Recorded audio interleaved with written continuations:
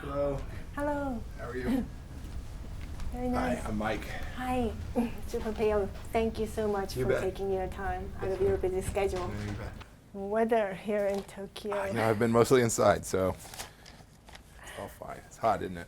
and humidity. Yeah, here. very humid. Yeah. It's so different, right? Yeah. Okay, so a big news today, this morning, that President Biden has announced to step down from his race today. For the past few weeks, there has been a growing pressure for him to step aside the voices from Democrats. What do you think about the timing of his announcement to step down?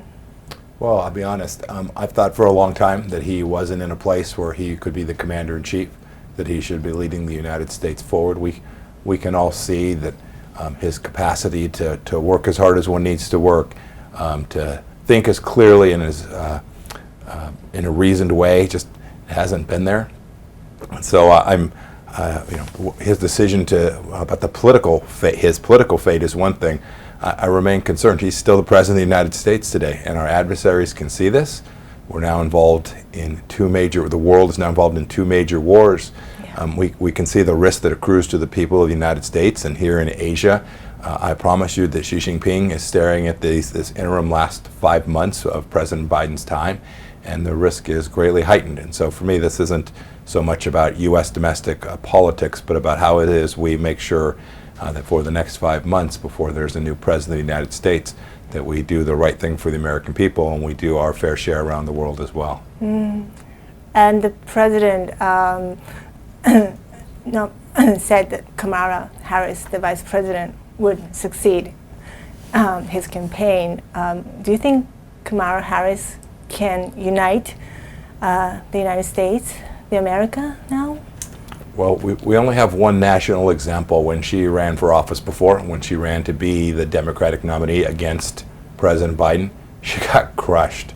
She couldn't even make it to the very first, what we call primaries in the United States in Iowa. She had to drop out. She couldn't raise money. To your point, she couldn't unite people around her vision for America. We'll see what happens moving forward. I make no predictions about how she'll perform, but I was in Milwaukee last week for the convention. I watched a very unified Republican Party, unified around President Trump for sure in the aftermath of his assassination, but more importantly, unified around a central idea of restoring a decent, good, strong America. I think in the end that will prevail this coming November, but there's a long ways to go. Right. But, well, even within the Democratic Party, the voices are not the same. How does this current turmoil within the Democratic Party affect the strategy of Trump campaign, especially now that Biden has stepped down? You know, I don't think it impacts how President Trump will campaign at all. You've watched him for years now. The whole world has watched him campaign for years. He's pretty consistent about how he thinks about America, right? A strong military, closing our borders, reducing taxation and burdens on the American family, growing the American economy. I can't imagine that whoever the Democrats end up putting up, maybe it'll be the Vice President, Kamala Harris, or maybe it'll be somebody different. Whoever they put up, I don't think it'll change the way President Trump campaigns. He will talk to the American people about the things that matter to them, whether they're living, an African American living in urban city of America, or J.D. Vance, the vice presidential candidate, came from Appalachia. Wherever you find yourself, I think President Trump's message will be the same, and I think it's going to resonate. So you don't think this is either this stepping down of the president is a plus or a minus to the Trump campaign, or? I think the Trump campaign is going to do its thing. It doesn't matter. We don't know who the candidate on the Democrat side is going to be now. Everybody seems to think it'll be the current vice president. Maybe that'll be so. I think President Trump is just going to stay at this. He is determined. We can see what's happened to these last 3.5 years. I could go through the laundry list of things that have changed in the world and at home, and the American people can feel that.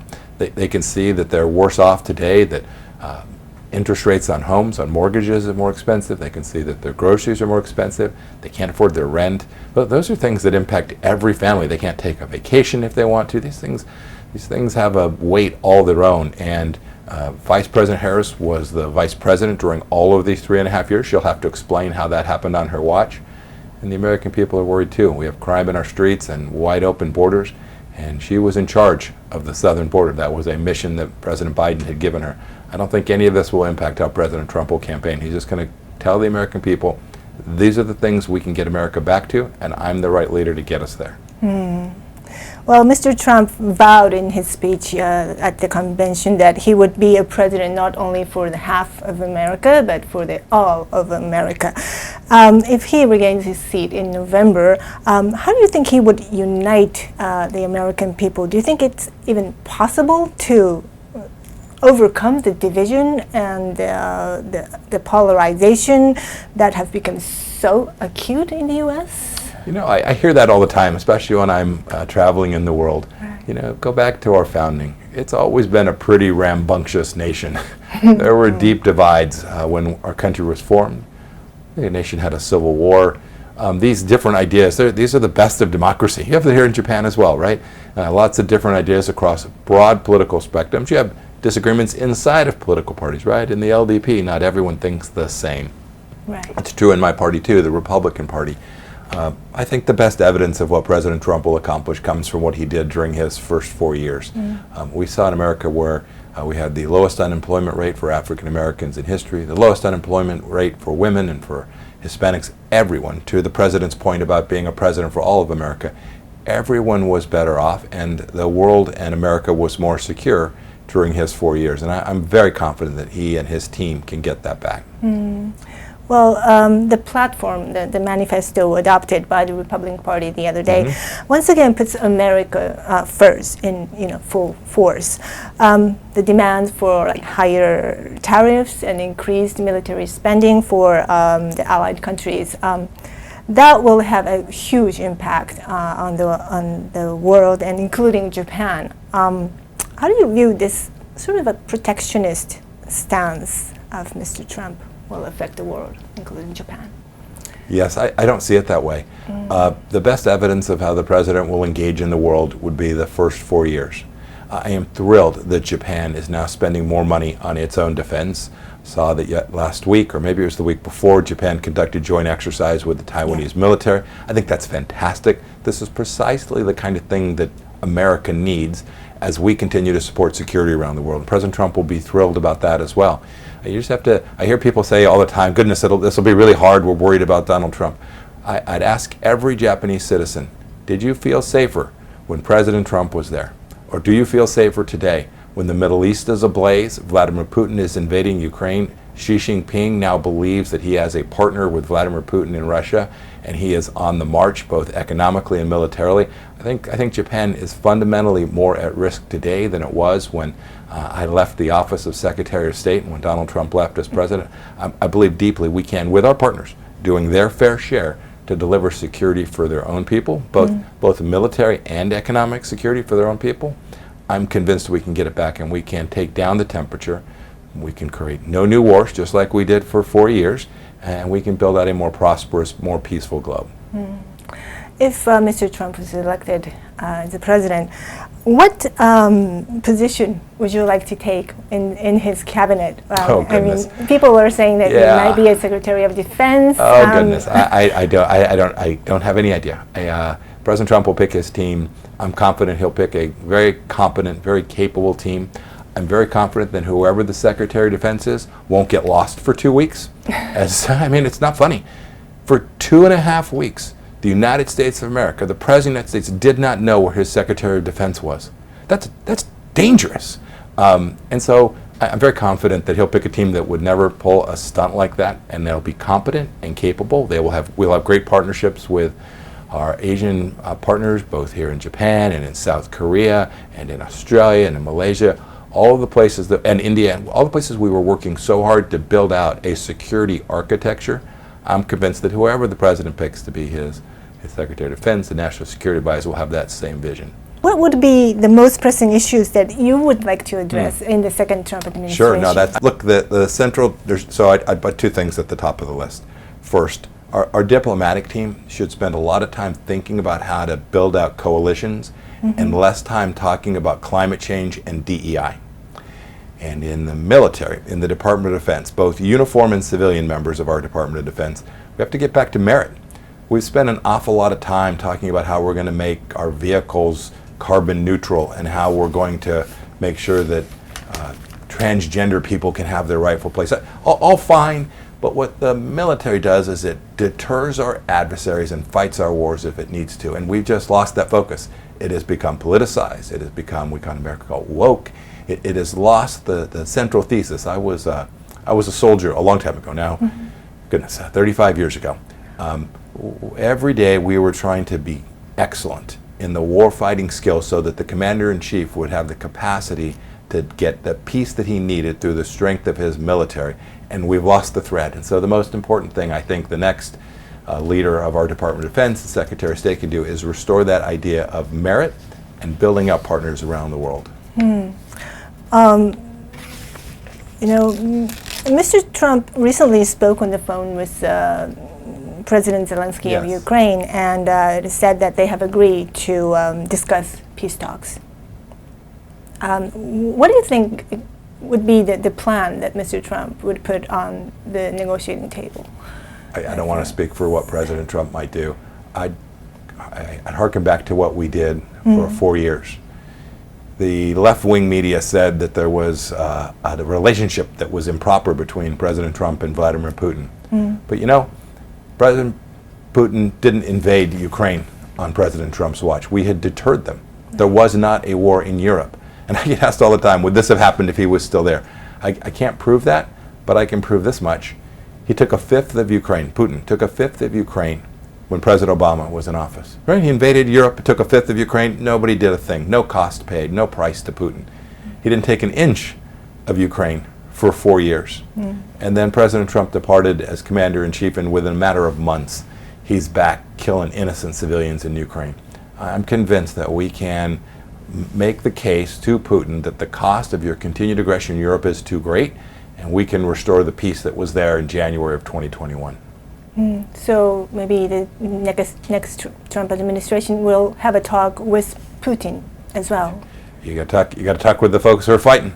Absolutely. I don't think there's any doubt there will be conversations about how is it that we bring this to a peaceful conclusion that demonstrates that the West remains strong and powerful, that the West wins. I'm convinced that we can get there, and I think President Trump's just the exact type of leader that has a high probability of succeeding at that. Right. But there are growing voices among Republican senators and congressmen to stop or cut back the military and financial support for Ukraine. If Mr. Trump is reelected, will U.S. Cut off or stop the support for Ukraine? What is your view on this particular issue? I think those Republicans who are against sending money to Ukraine are really against losing. They saw President Biden use this money, but tell the Ukrainians, no, you can't win. You can use it to defend, you can use it to shoot down missiles, but that's a loser's game. And demonstrably, President Biden has failed to give Ukraine the tools and capacity to convince Vladimir Putin to stop his aggression. I think the Republican Party is unified in understanding that Vladimir Putin is the problem, is the one who has created all the risk and who is the aggressor in this. And what they want to do is they want to make sure that when U.S. taxpayer money is used, it isn't spoiled, it doesn't go for corruption, and provides the capacity for Ukraine and Europe to win. That's the objective. I think the United States is very likely to continue to do that, and I think we can get a successful resolution with relative speed. Let's see. Let me talk about the assassination attempt on Mr. Trump the other day. It shocked the world. And what did this particular incident have? What kind of impact did it have on American people, in your view? You know, when I saw it, I wasn't watching it in real time. A couple minutes later, I turned the TV on and saw what had happened. You know, one of my first thoughts was what happened to your former Prime Minister, Minister Abe, a dear friend of President Trump's and a friend of mine and a great partner for the United States of America as well. So I thought back to the moment that I saw that news flash across my screen that Prime Minister Abe had been assassinated. I think I think the most evident thing I experienced when I was in Milwaukee with all the Republican delegates was a seriousness, a recognition that we must make sure that we get this right. We have to make sure that we restore the fundamental ideas upon which our nation was founded. This wanton political violence is a real risk to that structure, to the United States and the way we are viewed in the world. And so I think for a lot of folks, it redoubled their commitment to making sure that we get to that place. Have you had a chance to talk to him after the incident? I did, and I got a chance to watch him at the convention as the whole world did. He was there each night, walking into the arena, watching the folks who were speaking at the convention.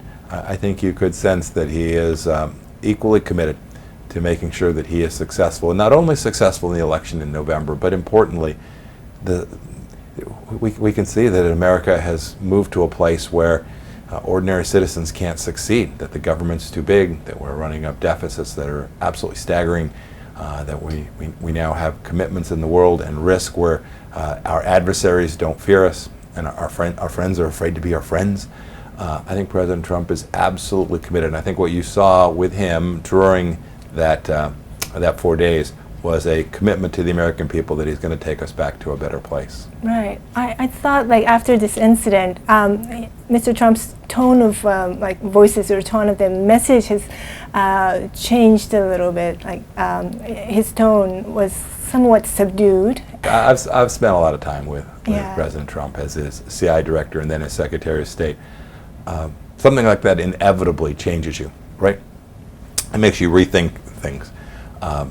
I'm convinced that's true for President Trump as well, although obviously he can speak for himself to that. He's talked about how he believes that God was there with him. We need to make sure that he is successful. I don't know about all this tone stuff. You all can write and talk about tone. I am very confident of this much. He is very committed to making sure we get America to a better place. Well, we thought that this is one of his like strategy to impress the swinging voters that he is suitable for presidency. What do you think is going on in his mind for? I'm not going to do psychoanalysis. Look, he was leading. He was leading in the polls before the assassination attempt, and he's crushing them today. The American people can see that the Biden-Harris team has failed the United States in every one of our cities. We have rampant illegal immigration and homelessness. That is solvable. This is bad government policy. President Trump's going to fix it. So you can talk about what's in his head and what he's thinking. That's fine. Y'all speculate. But here's what I know. Watch what he does. Watch the actions that he takes. Watch how he campaigns. And then when he is elected, watch how he leads. America will be better off, and Japan will be better off, and so will the rest of the world. Well, it seems that in the U.S. today, it seems everything has become like political. Everything has like political coloration. Differences in ideology or the values or beliefs have dominated people's mind rather than like differences in like policy itself. And people's reaction seems to become more emotional or visceral to those who doesn't share the same value. I think this kind of like aggressive and emotional atmosphere may have led to this assassination attempt. How do you see this situation in the U.S. today? Everything is political? Yeah, I just disagree with you. I don't think that's true. People live their lives. I ran a machine shop. They wake up in the morning and they come to work and they try to make good airplane parts. And they go home to their families in the afternoon and the kids go to the Little League games and they go to their church and somebody cooks the chili dinner for their... That's America. You all watch CNN and BBC. You get a leftist view of the world and of America. And it breaks my heart that you don't get to see the real America and what people do every day. People, you see this noise, all this Sturm und Drang. The reality is the United States of America and the citizens of America take care of their families, they build their communities and their churches. This is who we are as Americans, and I am convinced it's that reason that the Biden-Harris team has failed America so badly. Americans can see that they're worse off, and they're not going to take it anymore. let us talk a little bit about the geopolitical risks again. The Japanese government sees the possibility of increased military tension between China and Taiwan. How do you view the risk of Chinese invasion of Taiwan? So I'm worried about the rise of Chinese aggression as well. We can see it clearly. It's not something we have to pretend. We can see it in the Philippines today. We can see it off the coast here. We can watch their vessels challenging Japanese fishermen, all of those things. So this is absolutely real. The model has to be a deterrence model. We have to ensure that the good people, the folks who care about human dignity and decency and who want peace, prevail. So that means we got to be prepared. We got to be strong. We got to make sure the Taiwanese are prepared not only to defend themselves, but to impose real cost on the Chinese Communist Party, for which the blame of this aggression will inevitably fall. We have to get this right. I'm less worried about an invasion of Taiwan than I am something that is worse than that. That is a political takeover of the system. It's what they did in Hong Kong, right?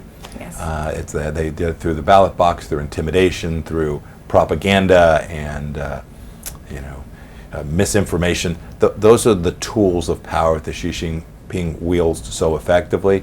He'll use his military to make sure everyone understands he's serious, but the biggest risk is that the region becomes not just Taiwan, but if you think about some of the Pacific Islands and the like, that they come under the jackboot of Xi Jinping because of those political, diplomatic efforts, that coercion, rather than a pure use of military force. But China also is a big economic country, and maybe U.S. cannot ignore their existence in that field too.